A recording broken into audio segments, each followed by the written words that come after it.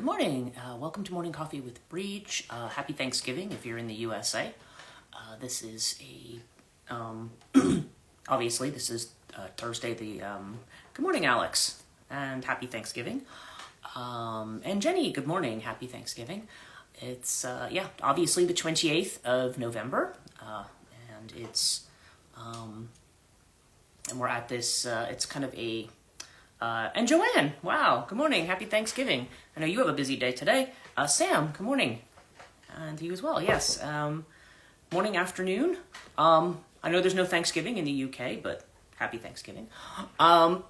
So we are, good morning. Just left dentist office, hopefully for the final time. Oh, let's hope so. Dental work is not pleasant. Happy Thanksgiving, everyone. Yes. Yeah, it's interesting. I was in New York City yesterday. Some of you who follow Katonia podcast probably already saw that I had posted some photos. Susie, who is one of my patrons on Patreon, and I've also she's been writing a book. She's an Austrian. She's a filmmaker from Austria, and she lives in Brooklyn. And she had said to me, she says, "Oh, when you gonna?" She had bought me something. She'd gone to Kenya on a safari, and while she was there, she kept saying, "I want to bring something back for you." But I told her, I'm getting rid of stuff now. Like, my dumpster arrived yesterday, and it's sitting outside, and it's partially on the church property, and it's funny. And I saw the head of DPW, and I was talking to him, and I said, "You think Father Michael's going to be okay?" And he literally went, like he could not care less what the priest thinks. So, look for northern lights tonight. KP level of 5 predicted. Oh, well, hopefully it'll clear up, because right now it's raining, obviously. That's why I have so many lights on in here. And, but if it clear, I think by 2 o'clock the rain's supposed to stop. So duly noted. I'll definitely check tonight. Thank you, Jenny.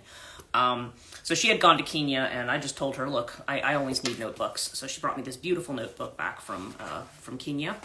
So, she's been wanting to give it to me since this summer. So I was like, all right, let's, and she invited, so we're getting a snowstorm. Oh, great. That's going to be great for travel. I like snow, but yeah, when it snows on the holidays, it's kind of a mixed bag, because obviously, like Christmas too, it's like people are like, oh, I like that Korea and Ives look. I like to see snow, but it's like, yeah, but nobody wants to drive in it. And I know that we almost got snow here, but it ended up being just a rain event. Although they were saying in the first couple of weeks of December we could have a snow event, like one that's significant. So yeah, it all depends on where you are, and where I work. My sister is very grateful. I might have mentioned this. Good morning, Suda, and happy Thanksgiving. I had my sister messaged me earlier this week, and I think I said this yesterday, and she had broken her foot. So, and she's the one who's doing Thanksgiving.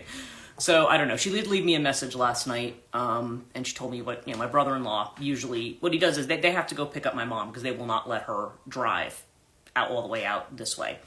Apparently, she got lost the other day going from her town municipal office back to her house, which is actually terrifying, because literally all she has to do is make a right, go to the light, go straight, make another right, and she's basically in her neighborhood again.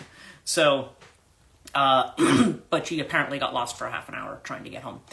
Anyway, they don't let her drive, and then my aunt has never driven, so they kind of pick them up, and on the way back, they just swing through and they get me, and then, we go up together, to my sister's house. And my sister is a really, really good cook, so I always look forward to meals with her, because she is, and she and I are very similar in how we eat. I'm one of those people. I was telling Susie yesterday, I said I don't do greens. I don't do veg. And, because, I talked about some things. She's like, oh, but if you eat potatoes and things like that. I'm like, yeah, technically those are vegetables, but people will tell you that's not a real vegetable. It's a starch, right?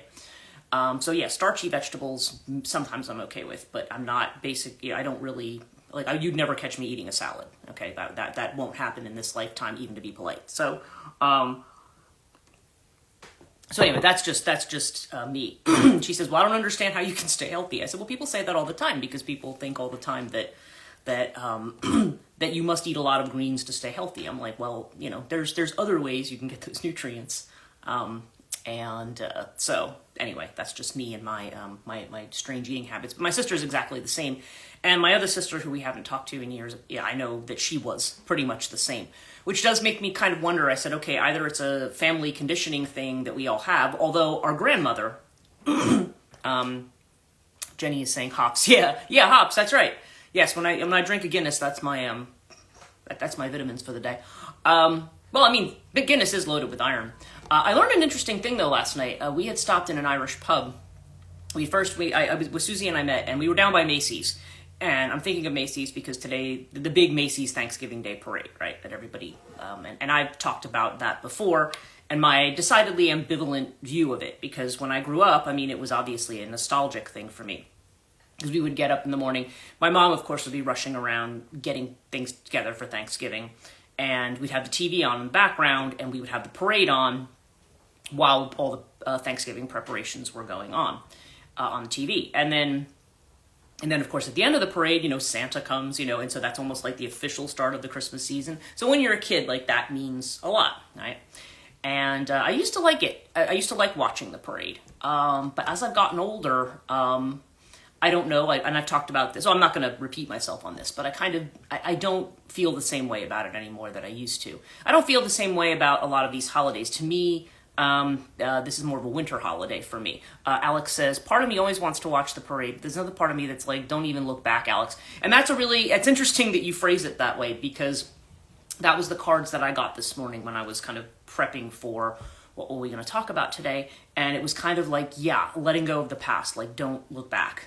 And that's the thing. I don't, it's not that I don't listen to some things, like I still watch, like Christmas time, I watch Charlie Brown Christmas. Charlie Brown Thanksgiving is not that good, okay? The only things that are good about Charlie Brown Thanksgiving are the music by Vince Guaraldi, which is great, which is awesome. I love the theme to that. And they do this little, like, kind of jazzy number in the middle, like, I think it's called Little Birdie, where it's this cute scene where Snoopy and Woodstock are trying to set up, and all these, like, hilarious things happen. But those are the two best things about it. The actual, the actual characters, the actual delivery, the actual storyline gets on my nerves. Peppermint Patty gets on my nerves a lot. So that's not one of my favorite ones. But Charlie Brown Christmas, and again, I don't know, over time, and people look at it differently now, but I still like Charlie Brown Christmas. I love Emmett Otter's Junk Band Christmas. I love that. I mean, if you've not seen that, that actually emotionally gets me every single time. By the time you get to the end of it, it's really well done. But other than that, I don't tend to, things like, and it was so weird to be in New York the day before the parade, because you might see in some of the, if you follow me on Katonia podcast, the photos that I posted there, maybe I can post one over here on Transition Life Coaching too, but it was, excuse me, you could see like the tents were being set up in the middle, and all these tourists, my God, the train, I was on the 222, okay, train to New York City, and I thought it was going to be a nice quiet ride in. No, it was packed with people with suitcases. So people were either getting ready to like go to JFK or something or LaGuardia and go to their holiday travel, or they are or they're staying in the city. Maybe they're going to be on the parade route. People do kind of camp out on the parade route there. There's a ton of people. Sometimes you have people who come in from out of town and they're participating in the parade. Like from the different high school marching bands and stuff that end up being part of that parade. So I don't know. But in any case, I had to walk past Macy's to go meet my friend over at this bar that's not that far from there. It's a rooftop bar. So we were up there, and you could see the Empire State Building like right from where we were sitting on the roof. And so, we were having, I was having my glass of wine, and she was having her, her spritzers, her European spritzers. And she's Austrian, and she goes, oh, this is very European. So we were up there, and we were just, it was a really beautiful location, and of course everything's ridiculously expensive, but it is New York. So we were out there, and and I remember just kind of looking at it, and then of course they've got all the barricades, like the metal barricade, like they're already kind of stacked up on like each corner, like they were ready to be. I'm sure right now, they're being laid out. This is not a great day for a parade because it's going to be wet, And so that always brings certain kinds of challenges, I guess, for them. With the handling of the balloons and all that other stuff that they're doing. Plus, it's wet, So, but I don't know. But walking past Macy's, and it was like just jammed with tourists. Like tourists standing there, like I'm like just, ugh, It's when you're from New York, New Jersey, and you kind of walk through that. So it's like walking. It's like, okay, this is the reason I don't walk through Times Square. I mean, Herald Square was like a zoo yesterday. So, in any case,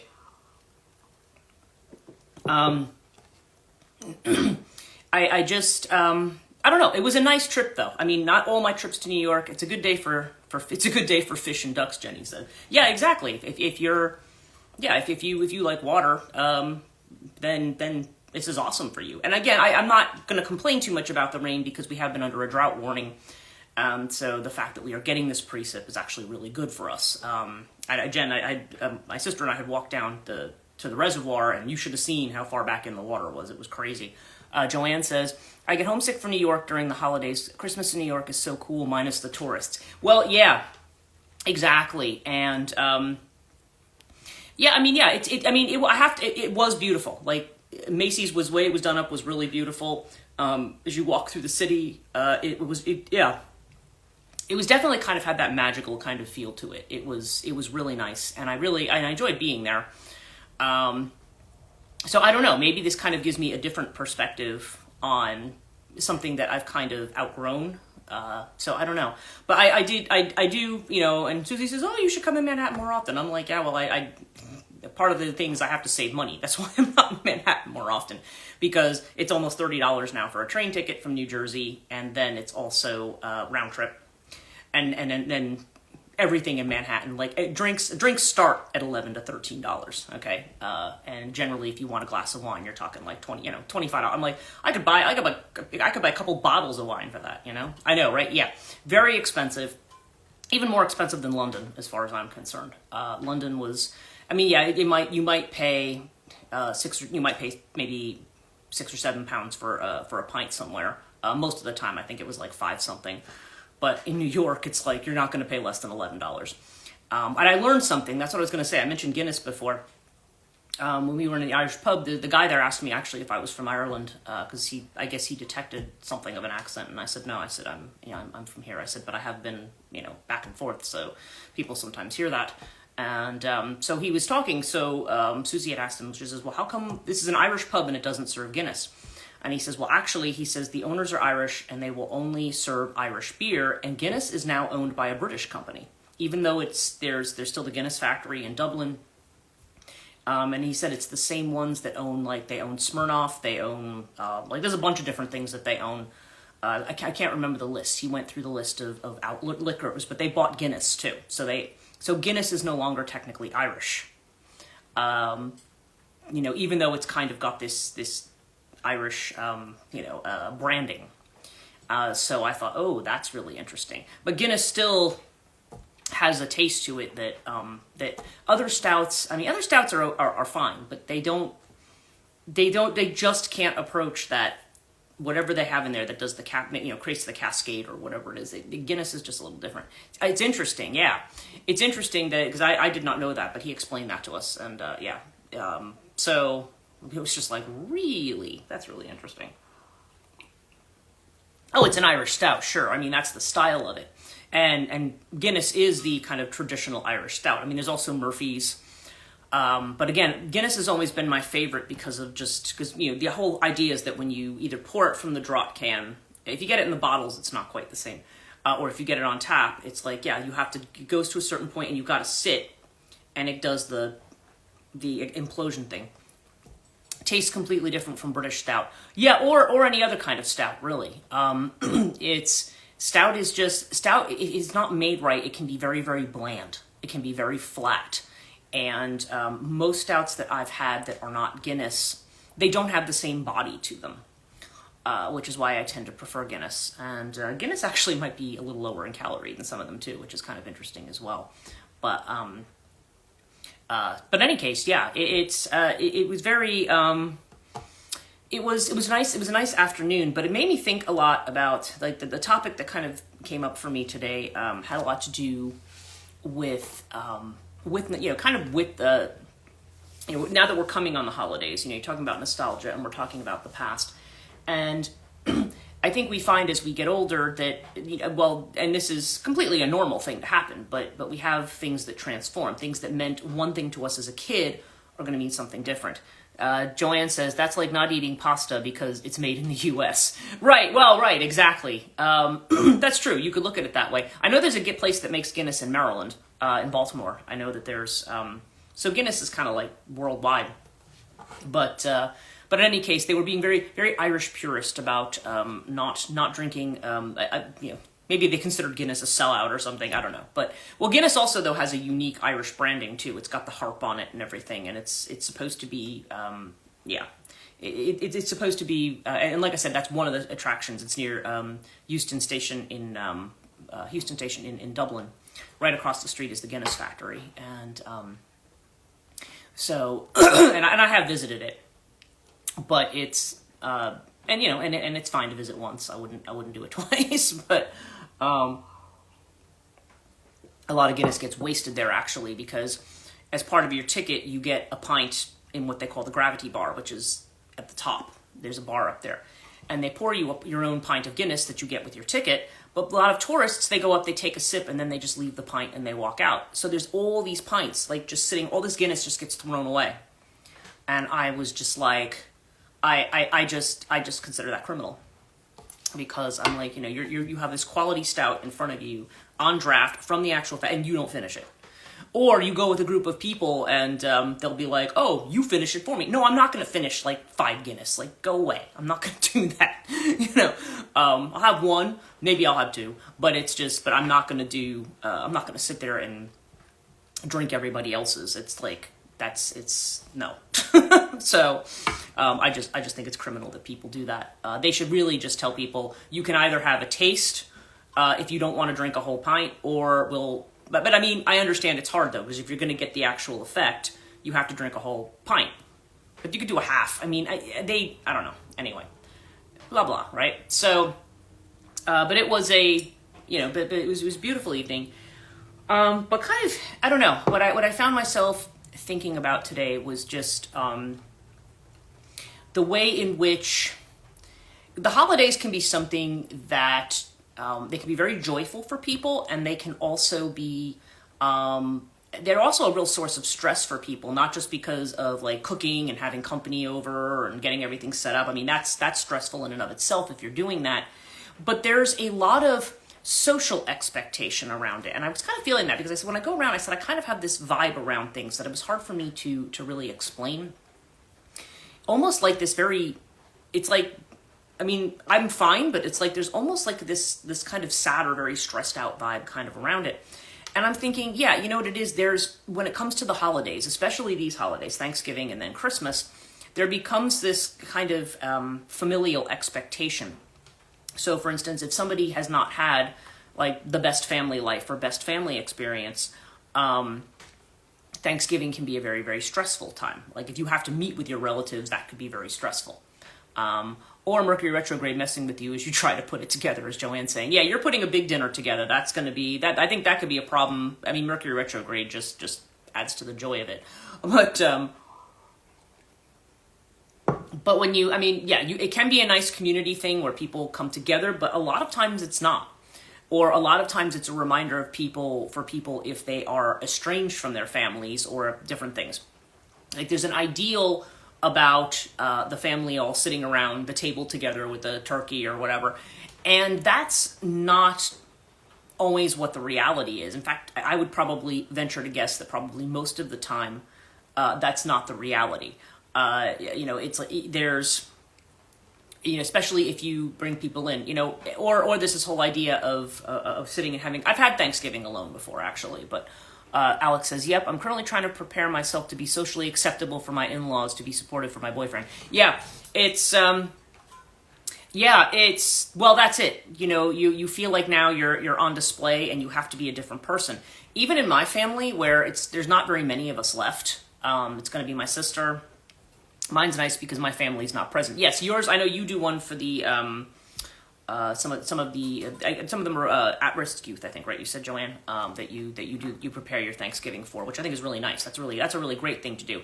Actually, that's kind of a nice thing to do with Thanksgiving, to say like, okay, this is where we're gonna, prepare food and stuff for people who maybe don't have families or don't,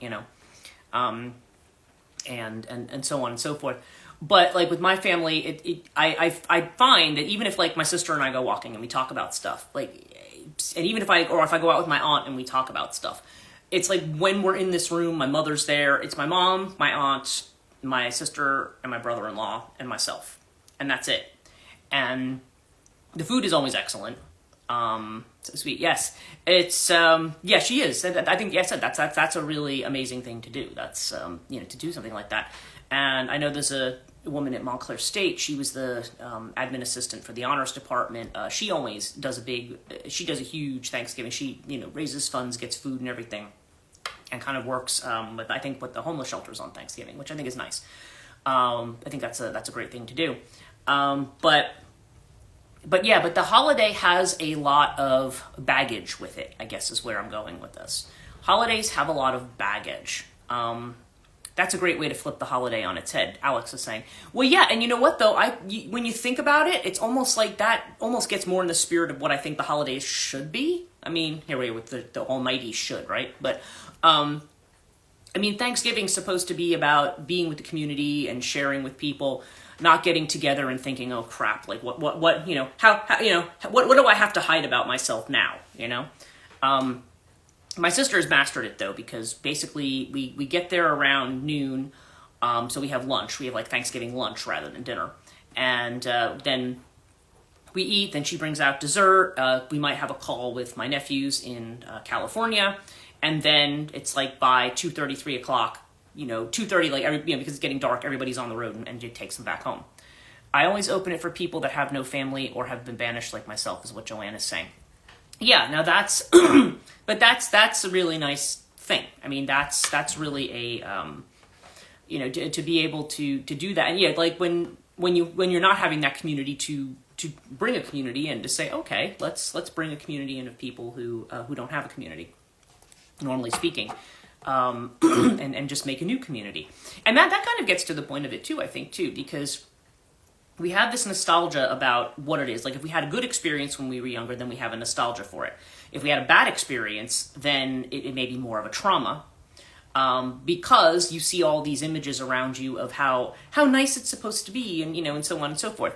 So a lot of people grow to hate the holidays because they just feel like there's a pressure. There's a pressure to be a certain thing.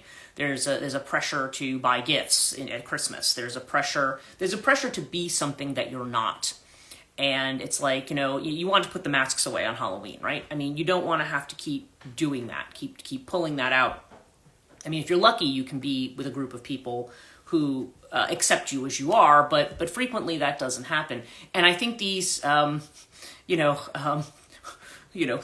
does Charlie Brown say? Why do we need a holiday season to emphasize it, right? It's the food for me, not going to lie. Well, and the food is something that is a big thing for people. Whether you're doing a traditional Thanksgiving, some people I know do very non-traditional Thanksgivings, but we have had years. Like I've had years. I was in San Diego one year, and my nephew picked me up to have Thanksgiving with him and his family and his in-laws in California. Same, the food. Yeah, the food is definitely a thing, is what Suda's saying here. And I remember I was out there and my father had to go into the hospital. So my aunt, who's really kind of on her own, she said next thing you know, she got a call that there was no Thanksgiving. And she's like, I had a turkey breast, so I just put it in the oven. I mean, you feel kind of bad because you're just like, yes. But the smells of cooking, eating, and Sam is saying yes. Yeah. Oh yeah. Well, exactly. And that is the thing that I'm looking forward to today for sure. Immigrant vegetarian Thanksgiving looks different, law, and I'm glad our family grows to have more people at the table. Yeah, well, exactly. And if you're a vegetarian, obviously you're not going to have the turkey, or you may have some people have an alternative to the turkey. But typically it's a time when people get together, and whatever your tradition is, food-wise, that's when everybody gets together and eats this big meal together. It's a breaking of bread, right?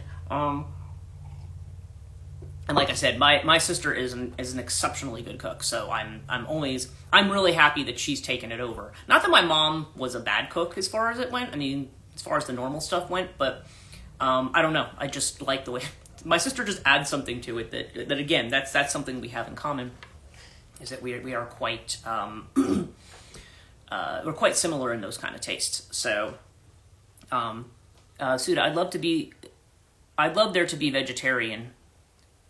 Being Suda, I'd love there to be vegetarian doesn't mean bad. Yeah, it's. Oh yeah, she's saying immigrant. Yeah, it's. I had Thanksgiving alone one year. It was honestly the best one I had. I made pasta and wine for myself. That actually sounds kind of nice, you know. Yeah, well, for my aunt though, my aunt is somebody who is.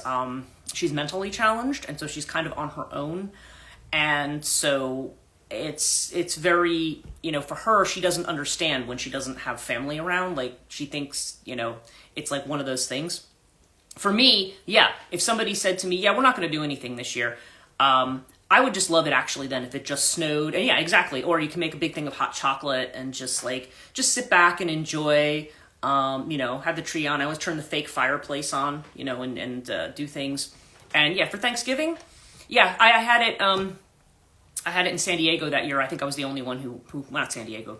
I was in San Diego for a conference, and then I went up to where my nephew lives. But yeah, but it was, and in California they had like 4 different kinds of turkey that they were smoking in the backyard garden. So they had I forget what the different brines that they were doing, but they also had my niece-in-law has a huge family. So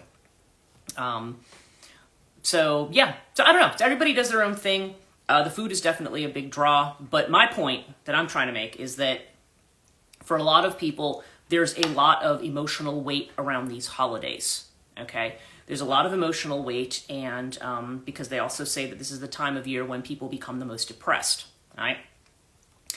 And so like I said, there tends to be this big kind of pressure around it. And I don't know, I've just found as the years gone by, it's almost like you have to transform what the holidays end up meaning for you. And that does mean to a certain degree, because when Alex had said earlier about not looking back, I was like, yeah, it's almost like we always kind of have an image of things. And probably the reality of that image, if we really, I mean, you might have a moment that you can remember, but it's a moment, you know, and there are new moments, and the kind of moments that excited you as a kid are not going to be the same moments that excite you now necessarily. But when we talk about looking at things like almost with innocence, like looking at it through younger eyes again, you know what I mean? It doesn't mean looking at it exactly the way we would have when we were children.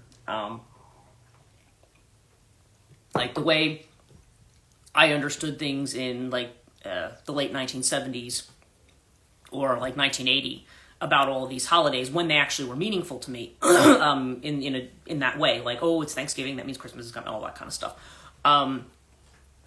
It's kind of transformed its meaning now. Like before, like I would have looked forward to all the presents and stuff like that. Now I couldn't care less. Just like, you know, as we're moving into the season, I would just, like I said, kind of like when Alex said, yeah, kind of being alone with some pasta and wine. Like, yeah, like totally, like just you know, food is a big one. It's like that's kind of like that pleasure that you can enjoy.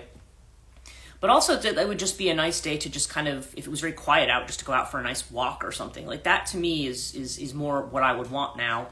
And the family thing, you know, in limited quantities. But there's a lot of people who don't have that, or there's like an ideal created about this is what family is supposed to be. But like everything else, it's a caricature. It's a presentation. It's branding. It's acting. It's scripting. Which you could say most of life is like that too, I guess. But there's just something about it. So I think for a lot of people, this actually becomes a very challenging time of year, because you're sort of challenged to. It's like you want to have the joy of the experience of the holidays and what we're flowing into, and flowing into the Yule season and things like that. But you also don't want to.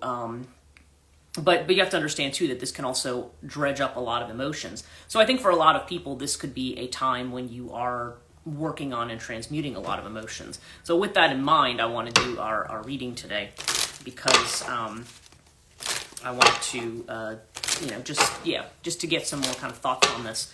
Because I found myself, because that's kind of what I felt. Like I said, I got back, I had a really nice time in the city. I'm sure things will be fine today. I'm hoping we're not going to talk about like politics and stuff. That's the other thing too. There's always I think somebody, it was an article in The Onion where it was just like, here's the 75-page PowerPoint on all the things we're not going to discuss at Thanksgiving dinner, So I'm just hoping it doesn't, and Alex has totally agreed. That's why I'm happy to be with you all right now. Yeah, exactly. And that's why I was like, I thought about not doing a Thanksgiving morning one, but I was like, why not? Like, everybody gets a chance to have us have a Thanksgiving. And look what our first card is. We are the world, right? That's our first card. Isn't that interesting? Okay.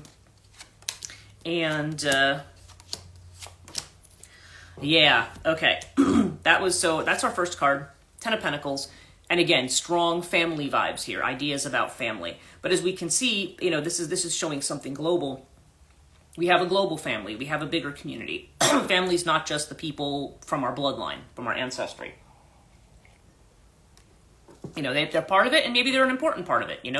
Everybody has a different experience. Some people have great family experiences and love their family and can't wait to see them, and that's great. For me, it's not that I don't want to see them, but I don't want to see them for a long time, not in one group. I often found that too. When I used to go to work, like I could talk to anybody individually in my office for hours. We could just sit there and But as soon as we had like a staff birthday party or something, all of a sudden everybody's awkward with each other. It's like once we're all in the room together, it's like, and now everybody feels like they have to put a wall up and can't be themselves. I think that's kind of part of it too. It's just one of those things. But the inner feeling of which we are unaware, there's the maturity card. So this is the Ace of Pentacles, right? This is planting new seeds, kind of new traditions or new ways of creating home, security, family. And I feel like this is something we do constantly, actually. Because if you think about it, we're coming upon, we just passed Samhain, which is kind of a Celtic year end. We're moving into Yule, which is kind of the return of the light, right? That's where we have Yule, that's where Christmas is. Hanukkah, which is really more about, that's more about the Maccabean revolt, right? But that's another holiday that we have around that has to do with light. and then, of course, Saturnalia is coming up, for those of you who celebrate. It's basically a celebration of new light, of the sun. It's been its darkest point, and now it's going to get brighter again. So you still have winter to go through, but now you're seeing that. So there's kind of a new beginning every year, I guess is my point. There's always this kind of astronomical new beginning that happens, and astrological too to some degree. And which is why I think you see Thanksgiving, Christmas, and New Year's kind of almost lumped into one package. It's like Thanksgiving's the start of the season, and New Year's Day is kind of the end of it. It's this thing. But the external feeling of which we are aware, okay, here's the Tower, right? That there's been a shakeup.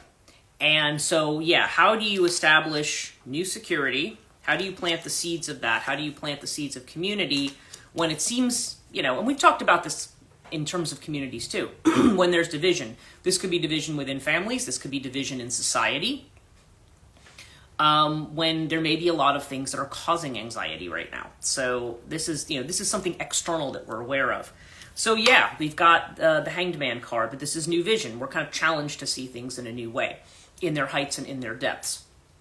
So it's a matter of, there's a certain element of, like, the phrase coming into my mind is being at home wherever you are and whatever circumstances. And if you're always at home in yourself, what's happening around you externally doesn't matter as much. You can just be in the moment and enjoy what you've got. So, if you're having a big meal, you can kind of, when we were talking about having the awareness of things, how a lot of times we eat and we drink and we do things and we barely taste them.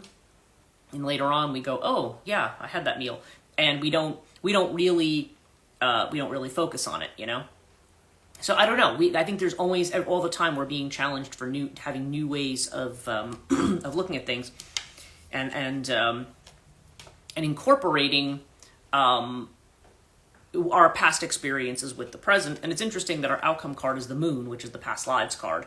So this is like it's interesting. I feel like this should be more like Judgment, but it's not. That's so interesting. This past lives card to me is more like the way Some of it could be legit, like literal past life stuff, but I think it could also just be the patterns that we repeat, the ancestral patterns that we repeat, and our awareness or lack of awareness with the moon. Sometimes it's just something, there's something that we go into that's almost automatic about that and how it should be. And Suda says, just chatting with my mom, how inclusivity looks different. Yeah, and that's a good way to think about it, because it's different. You know, it's we're kind of revisiting that space that is, and I guess we're being challenged to create something new. You know what I mean? Like, how do we be in that space, be true to ourselves, and still be able kind of to engage with a community that feels very fractured right now. And like I said, I think that's always a thing that we deal with family, but I think to a certain, well, I don't know. Like I said, maybe some people have like the perfect Thanksgiving and it's awesome and everybody gets on and it's fun and, but more often than not, there's enough memes and there's enough skits out there. What was I thinking of? The Daily Show. What was it? Leslie Jones for $29.99. She'll come to your house and, break up any awkward, family conversations. It's, I don't know. There's definitely the idea that we are now, I think there's enough awareness that people have to be able to look at the pattern and say, okay, what do these holidays mean to me? Okay, what do they mean to you? What are the things about them that bring you joy? And if they don't bring you joy, is it a necessity that you have to, this could also just be a nice time of solitude for some people as well. Like taking away the idea that Thanksgiving has to be a particular thing that's been branded. And I think Sam had said this a while back when I was talking about this, that the idea that it's corporatized, that's the thing that feels icky about it, that it feels like it's a commodity that's being sold.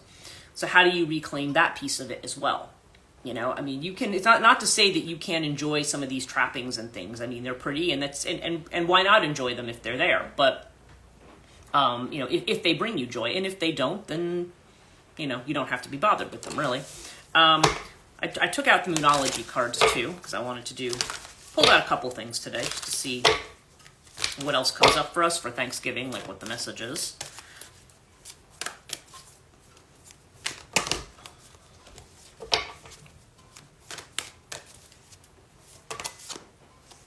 Okay. Oh, wow. We've got new moon in Taurus and full moon in Capricorn. So one is prosperity lies ahead, which is nice, right? The other is full moon in Capricorn, the end of a tough cycle approaches. And let me grab my little book here. So new moon in Taurus, and I have to hold it back here because my glasses are over there. Okay. This card will often come up when you're inquiring either a financial matter or doubting your self-worth, okay? Yeah, and that could be part of it. Joanne says, I use it as a time to reflect on what I'm grateful for, even if things have been bad. Which is, that's a very, it is supposed to be a holiday of gratitude, right? So, I think you're spot on with the season there. The card suggests you can have you want, including material things, but you must believe in yourself. This comes down to, she's talking about law of attraction here, which I'm kind of this way and that way on, but Taurus is associated with Venus and it holds new moon energy, so now is a good time to make a plan, financial plan. This can also be the start of a new relationship, or if you've been wrestling with something for a long time, it says don't give up yet. Okay, but actually I always think of new moon, that checks out. Yeah, and I'm also thinking though with new moon in Taurus, that this is also a time when we want to, remember we got the Ace of Pentacles, right? This is that to me, that's almost like new moon in Taurus. It's like enjoying, it's Venus, luxury, right? It's enjoying what's pleasurable. And we're all talking here about like, oh, the food, and the food sounds yummy, and this and that. Like allowing yourself to enjoy that sensual pleasure. It's one of those holidays where people are just, whatever they've been doing, this is the time of year, it's like if you've been dieting or I don't know, the different things that people do, that this is the time of year you're like, yeah, screw that. Like, everybody's going to go and enjoy the feast, right? And full moon in Capricorn, which is actually hard too when you have, I was thinking about it, there was a thing that I had last year at Thanksgiving where they were talking about people using Ozempic, like taking Ozempic before Thanksgiving dinner so they won't eat as much. like there's that tension between the social expectations about what our limits are in a holiday that's not supposed to be about limits. Yeah, I mean, anyway, it's just thinking about that. But full moon in Capricorn says, the card reminds you that effort may be required for things. Work issues may come to a head when this card comes up. If you should stay in a job or leave, this could be a sign to exit. The end of a rough time is forecast. It also asks you to consider how ambitious you are and whether you're prepared to pull out the stops to make your professional dreams come true without being ruthless. With a love question, it could be a reality check. Whatever situation you're asking about, making a plan will help. And if your personal life is troubled, prioritize it more. Okay? So, it's, release control and trust the universe is the message. So, I don't know. I think that this is the end of Capricorn energy, to be honest with you. That's peaked and that's kind of past. But it's interesting that both of these are very Earth-centered. You have Taurus and you have Capricorn. And so, that Capricorn energy is peaked. So maybe there is a new way that we need to think about abundance, too. The new way that we might need to think about what represents prosperity and gain in our lives. And in fact, I think I had pulled that this morning. That's what I'm thinking that Cap energy is truly exiting, right? And yes, because we are definitely in Pluto and Aquarius territory. Yeah, and it's kind of like, okay, we have the rune of limitation, and then what's the other, the Saturn rune. Oh, wow. The rune of limitation with the rune of everything changing by 180 degrees, which is the Gaz. I think this is kind of the order they came out. In a way, Thanksgiving with all the cooking and hosting is Cap energy. Yeah, well, it is, right. It's definitely a very earthy thing. It's a very Queen of Pentacles kind of thing, right? It's that kind of energy of, food and house and home and warmth and coziness and all that, whatever foods people choose to cook, right? But yeah, it's that kind of a thing. But the Gaz means, things are going to change in a big way. So this always, but the thing is, it's in the context of limitation. So I feel like we're moving into a time where we're going to be, bursting the bonds, like breaking away from limitations that we have. And, so in the context of what we're talking about, I feel like it's saying, how do we use this as a time, when this is a time about newness and new possibilities, are we limiting ourselves more than we should because we're too concerned about maybe certain parts of the social aspect of things? And how do you kind of reform things to really make it something that you love?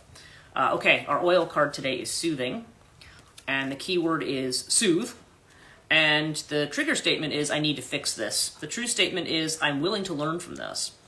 Lift yourself above your life situation and observe it as a witness. That's Hanged Man energy, right? Understand that you are so much more than the story.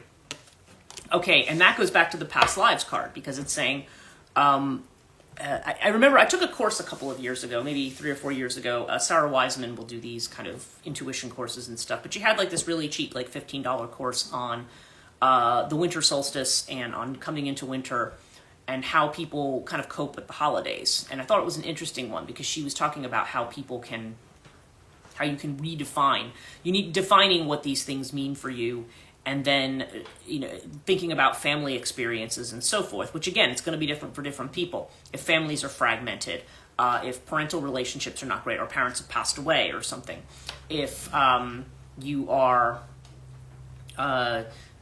somebody who is, maybe, or divorced or something, and maybe if somebody's that's a new thing and it's fresh and it's painful, then it may be a situation where, whatever's going on, if there's any kind of thing like that, it kind of gets magnified. So the key is to say, okay, well, what are we going to, how can I redefine this to make this a kind of a cozy place for me to plant my seeds and reestablish my security, right? So, anyway, just some morning Thanksgiving thoughts here. And obviously, if you're not in the USA and not celebrating Thanksgiving, I'm always marvel, like when I'm in Britain, about how But for like right from October onward, like the Christmas stuff is out, and I'm just like, no, like Britain needs to learn about Halloween. Like, I mean, it's a holiday that originated in Ireland, but it's you kind of need to bring some of this in because I don't want to see like winter scenery in the middle of fall. Like it's just no. I have a real thing about that. But at this time of year, like when we were talking about how beautiful New York is, London's really beautiful at this time of year as well.